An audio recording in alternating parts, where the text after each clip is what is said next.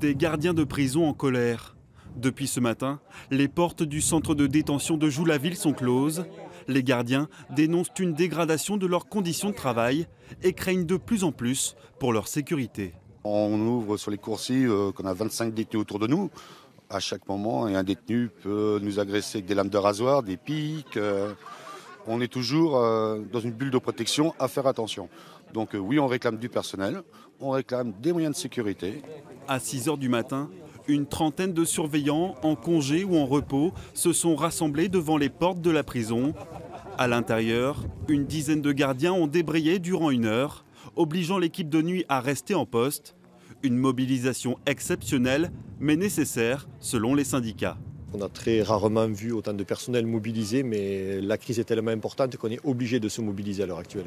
On demande énormément de moyens depuis X temps, et donc le personnel de Joux-la-Ville s'est mobilisé, se mobilisera tant qu'il faudra être devant les portes.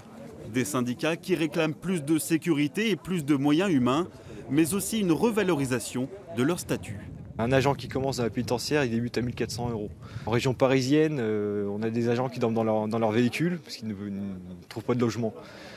Il faut vraiment, c'est le point noir de l'administration, revaloriser les salaires, le rendre plus attractif, et c'est notre combat d'aujourd'hui.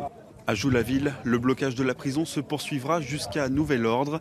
Un blocage partiel puisque le personnel médical et les magistrats sont autorisés à accéder à l'établissement. Malgré tout, les détenus seront privés aujourd'hui de cantines et d'activités. Et côté surveillant, la direction avait anticipé le manque de personnel en faisant appel à des officiers. Une direction qui espère que ce blocage ne durera pas trop longtemps.